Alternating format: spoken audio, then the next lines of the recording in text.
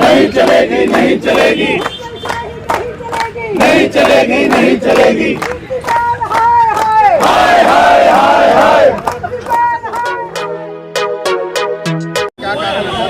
Sir कारण ये है, यहाँ पे एक हमारी महिला साथी सर्विस करती है आराधना गुप्ता, उनको ऐसे पैटी इश्यूज के ऊपर चार्जशीट दी गई है कि आपने 30 साल पहले लीव का रिकॉर्ड नहीं वो दिया था, आपने छुट्टियां नहीं दी थी उस समय। मतलब कहने का ये है कि कोई इश्यू इस तरह का नहीं है, जनरल इशू है, वो जनरल इशू है। उस समय जो प्रिंसिपल रही होगी उसने उसको मेमो दिया होगा, नहीं दिया होगा, छुट्टी ली होगी, नहीं ली होगी। आज की डेट में इनको बताओ 30 साल पहले आपने क्या किया था।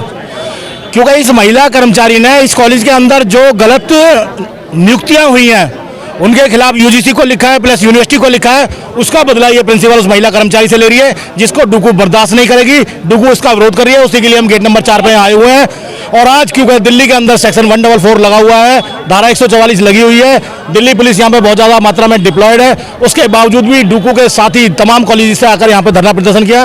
इसके लिए सर धरने को लेकर यही है कि ये हमारी एक महिला साथी कर्मचारी साथी है जिनके साथ ये शोषण किया जा रहा है प्रिंसिपल द्वारा, तो ये बिल्कुल ही मतलब असहनीय है। 30 साल पुराने प्रिंसिपल दूसरे प्रिंसिपल्स ने एक जो है उसको जो है उस पर नहीं इनसे मुद्दे उखाड़े जा रहे, मुद्दे तो फिर अब हम भी उखाड़ेंगे, नहीं करेंगे। और सर आज के धरने के लिए हम ये कहेंगे क्योंकि परसों हमारे पास यहाँ पे राजेंद्र नगर के एसएचओ साहब का फोन आया कि धारा 144 लेके आप धरना नहीं कर सकते, तो हमने यहाँ को दिया है। धरना वही होगा जो आज धरना था हमारी अपना जो है इन महिला साथी जो महिला प्रिंसिपल है यहाँ पे हमारी महिला शक्ति को पर करती है, लेकिन और जो चापलूसी करता है ये उनकी सेवा नहीं करता, अपना काम करता है सुबह 10:30 उसके खिलाफ एक्शन लेते। लिखने के लीव नहीं दी और वो भी चार्जशीट बना रखी है और एक बहुत सारा फर्जी हुआ है। इसी जगह के माध्यम से कह रहे हैं ये प्रिंसिपल 144 खत्म होकर दिल्ली के रास्ते गलियारे में लग गए 144 के चक्कर में।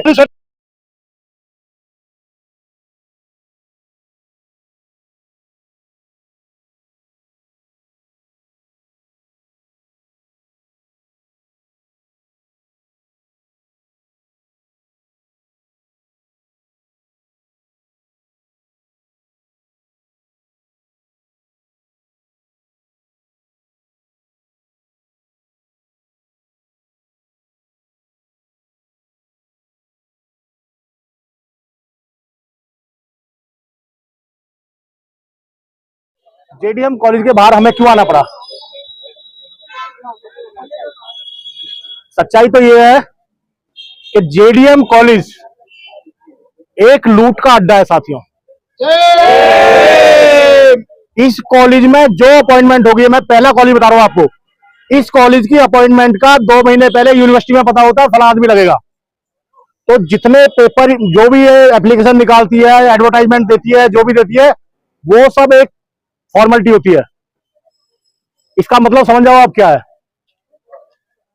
मैडम ने क्या किया, मैडम का दोष बताऊं मैं आपको, मैडम ने कुछ प्रिंसिपल की कमियां उजागर करने की कोशिश करी। इन्होंने लिखा यूजीसी को, इन्होंने लिखा यूनिवर्सिटी को, इन्होंने प्रॉपर रिप्लाई नहीं दिया। जब दिखा, क्योंकि जो सिस्टम है ना, जो हमारा सिस्टम है, ये बड़ा अजीब है। ना तो डायरेक्ट यूनिवर्सिटी यूजीसी प्रिंसिपल के खिलाफ एक्शन में आ सकती है, लेकिन यूनिवर्सिटी आ सकती है। यूनिवर्सिटी में इन लोगों ने 2010 के बाद जितनी अपॉइंटमेंट करी है बिना खुश करे किसी को छोड़ा ही नहीं है। जो मेजर दिक्कत आ रही है प्रेम जी, यहाँ पर दिक्कत ये आ रही है, जब अपॉइंटमेंट क्लास 1 की अपॉइंटमेंट इंटरव्यू के बेस पर हो रही है, वहां पर किसी प्रिंसिपल के खिलाफ एक्शन माना यूनिवर्सिटी अथॉरिटी के बस की नहीं है। सबको खुश कर रखा है। अब इन्होंने सोचा अब तो सारी अथॉरिटी इनकी मुट्ठी में, अब मैडम के खिलाफ देखो मैडम ने क्या किया है। 30 साल पुराना चिट्ठी जो लिखी मैडम को, उसमें लिखती है 30 साल पहले आपने लीव एप्लीकेशन नहीं दी थी। ये आरोप है, जिसमें और इतने छोटे छोटे आरोप है कि आपको काम दिया गया, वहां आपने 2-2-4 नहीं लिखा, 2-2-3 लिख दिया। अरे सुनना, एक सेकंड सुन। तो मतलब कहने का मेरा ये है, और अभी पीछे मीटिंग हुई थी यूनिवर्सिटी में, तो मैं वीसी साहब से मिला, वीसी साहब उस मीटिंग में थे। मैंने कहा सर एक बात बताओ, अब जो छोटे छोटे पैटी इश्यूज हैं, जो हमारे रोजाना के इश्यू हैं, उसके अंदर क्या कर्मचारी सस्पेंड होंगे? अब ये हालात हो गई इस यूनिवर्सिटी की कि कर्मचारियों को इन छोटी छोटी चीजों के ऊपर कि तूने ये बोल दिया इसलिए तेरे खिलाफ ये वाला एक्शन आएगा। ये वाली हालत इस यूनिवर्सिटी की बिकने के बाद, मैं ओपन बोल रहा हूं, बिकने के बाद बन रही है। लेकिन प्रिंसिपल साहिबा, तूने कैमरा भी लगा रखा है ऊपर, और इस मंच के माध्यम से तेरे भी लोग यहाँ पे खड़े हुए होंगे, मैं आपको बता देता हूं कि आपने जो भी कारनामे करे हैं, डूकू ने उनको खंगालना शुरू कर दिया है, और बहुत जल्दी आप कहीं और हो गए। आप अकेली आराधना मत समझो। तो उसने हिम्मत दिखाई और उसने यूनिवर्सिटी तक तुम्हारी बात पहुंचाई, उसने यूनिवर्सिटी तक तुम्हारी बात पहुंचाई, और तुम बड़े ओहदे में बैठे हुए हो और तुमने सबका मुंह बंद कर दिया। सच्चाई ये है साथियों। लेकिन एक सच्चाई और बताऊं आपको मैं, इस कॉलेज के अंदर हम सब नौकरी वाले लोग हैं, कैडर बने हुए हैं। कोई लैब में लगेगा लैब अटेंडेंट, उसके बाद प्रमोशन होगी लैब असिस्टेंट। अगर टीए की पोस्ट है तो टीए बन जाएगा। और भी इसमें जो आज भी लगा हुआ है वो जेसीटी लगेगा, उसके बाद असिस्टेंट बनेगा, उसके बाद सीनियर असिस्टेंट बनेगा, उसके बाद एसओ बनेगा। पोस्ट योग्य होगी तो ये बन जाएगा। लेकिन इस कॉलेज के अंदर जो आदमी जेसीटी लगा और जिसके पास पेपर तक कंप्लीट नहीं थे, उसको एक्स प्रिंसिपल ने अपना सीनियर पीए 950 से सीधा 4600 में बनाया साथियों। कोई एक्सपीरियंस नहीं। अरे जो रूल है सीनियर पीए की अपॉइंटमेंट का, उसमें साफ लिखा है तो उस व्यक्ति को 5 साल का एक्सपीरियंस पीए के रूप में होना चाहिए। वो बंदा यही जेसीटी काम कर रहा है। तो ये तो एक तरह से मक्खी नहीं निकली जा रही, वो तो कह रहे तुम इसको क्रोकोडाइल को निकल जाओ। ये हालत इस कॉलेज की है। और फिर देखो मजेदार बात, पहले उसको सीनियर पीए बनाया क्योंकि उसके ऊपर ये लोग मेहरबान थे। अगले 3 साल में उन साहब को एडमिनिस्ट्रेटिव ऑफिसर बना दिया। कौन बोलेगा? और वो एडमिनिस्ट्रेटिव ऑफिसर 3 दिन पहले यहां के कर्मचारियों को एक कमरे में बिठा के डांट लगाता है कि डूकू के धरने में आप कोई नहीं जाओगे। ये हालत, और फिर उसके खिलाफ हम नहीं बोलेंगे। साथियों, मैं इस मंच के माध्यम से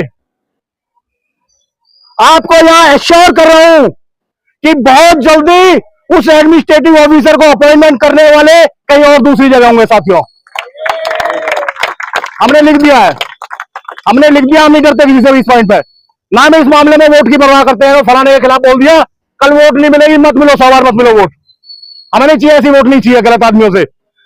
एक लेडी, तुमने फला टाइम में छुट्टी नहीं दी थी, एक आदमी जो क्लर्क भर्ती होगा सीनियर पीए बन जाएगा, एओ बन जाएगा। अरे उसने क्या बिगाड़ा है? एमए से बी नहीं, किसी को अपार की कॉपी नहीं दी जाती। इस तरह का माहौल इस कॉलेज के प्रिंसिपल ने क्रिएट कर रखा है साथियों यहाँ पे। और आज की डेट में मैं आपको बताऊं, पिछले 3 दिन से लगातार इसने, जब इसका बस नहीं बज रहा था तो इसने दिल्ली पुलिस को मारा बनाया। दिल्ली पुलिस में कभी एसीपी का फोन, कभी एसएचओ साहब का फोन। भाई धारा सेक्शन 144 लगा हुआ है। मैंने सर लॉ एंड ऑर्डर हमारे लिए भी अगर प्रिंसिपल नहीं कर रही है तो आप प्रिंसिपल के खिलाफ भी तो बोलो। अभी मैंने एसएचओ साहब को यही कहा, उन्होंने कहा जी मेरी 8 मिनट प्रिंसिपल से बात हुई है, वो कह रही है अब मेरे हाथ में नहीं रहा है। उसके हाथ में क्या नहीं रहा है?